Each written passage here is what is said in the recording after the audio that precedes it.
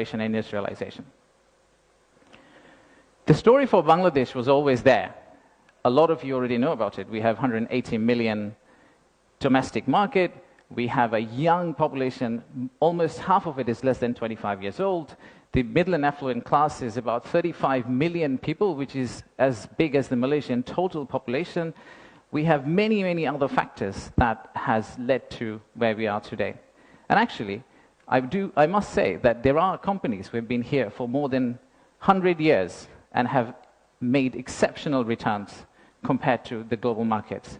So if you look at some of these companies who have actually operated in Bangladesh for a long, long time, the returns they have got in Bangladesh is actually significantly higher than the global average.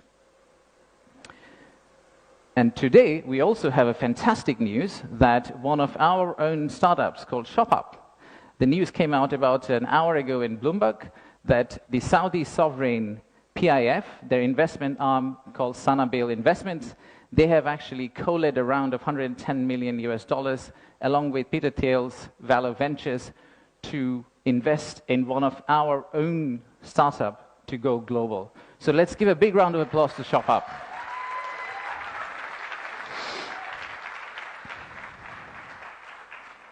So that's today. That's today. So what's tomorrow? How do we go from here to the vision we have for 2035? So this $180 million story, or 180 million people story, is not enough. I think we need to redefine market. We believe the market is actually much larger. When we talk about market, we should be talking about a much larger regional market which you could potentially serve out of Bangladesh. You set up your factory here, you export out to all these markets. At the same time, I would expect these markets to set up their factories and push it back to Bangladesh. Use the ports of Bangladesh and potentially export out to the rest of the world. So the narrative that we've had of why invest in Bangladesh is not really a domestic market 180 million story. It is a regional story and it's a global story. To further strengthen ourselves, we have decided to enhance our port capacity. In Chittagong area, what you see now, we are actually tripling that within the next few years, which is essentially allow this region to consider Bangladesh as one of the biggest logistical hubs. However, that's not all. We need to do a lot more. So at the beginning of interim government's period, we actually decided to talk to more than 200 CEOs and entrepreneurs who actually are doing business in Bangladesh today. And we wanted to understand how can we convert our critics into our ambassadors. They are the only ones who could potentially bring business for us. They are the only ones who, if they travel abroad and say Bangladesh is a great place for business, that's when we are likely to get more investment. So we divided all their complaints into two groups, or the solutions that came out of their complaints. The list of challenges are very long. It's from the Earth to the Moon and back. But we whittled it down to a few action items, some of which are short-term wins, so some of that you see here, some of which are actually long-term policy reforms that we would like to also undertake and set the direction of travel for the country in the right course so that the incoming government, the next government, the political parties who come and start driving this economy, they can follow the same script for us. I'll give you a few examples. Let's start with, we talked about a true one-stop service. There are two elements of one-stop service. The first one is the human element, and then there is a digital element. In the human element piece, what we have decided to do is we are going to co-locate the primary agencies, the high touchpoint agencies for our investors in one location.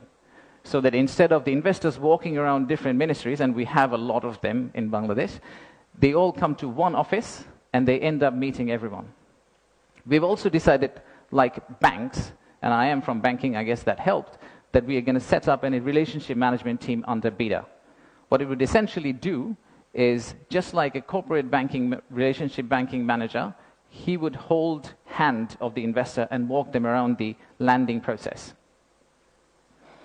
Let's take another example.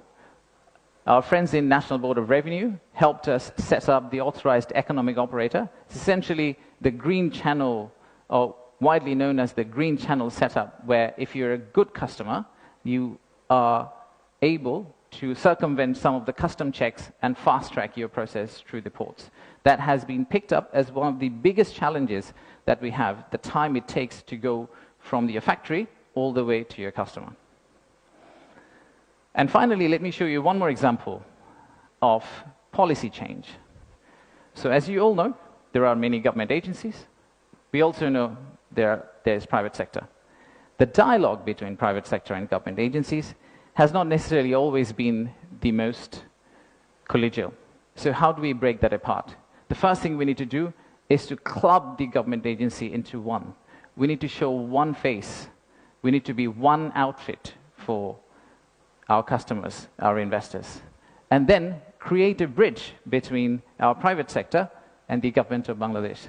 So what we are planning to do is to set up a private sector advisory council that will actually counsel the head of state directly on a regular basis, essentially voicing the changes that they would want to drive the economy forward. So these are some of the examples of what we are planning to do. And if we are able to do that, we do believe that we will get to the end, the vision we have for 2035. Now, of course, there are many, many other factual reasons, statistics, tables, Excel files that I can share with you to tell you why you should invest in Bangladesh. In fact, the next slide will have a QR code which you can scan and download, which will have essentially this presentation. So you didn't have to take the photos of the presentation, by the way. You will have this presentation, and you will also have an appendix of facts and figures and why we think competitively we're actually in a very better place than our competitors. So please watch out for the QR code. But before I go there, I would really like to finish off with this. There are economic reasons to invest in Bangladesh, but I really don't want you to invest in Bangladesh for the economic reasons.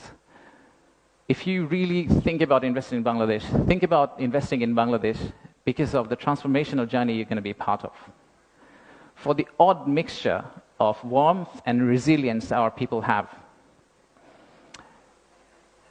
and our century-old culture paired with the shared values that we have with you. So I rest my case here. Thank you very much for coming, and enjoy the rest of the day. Thank you all.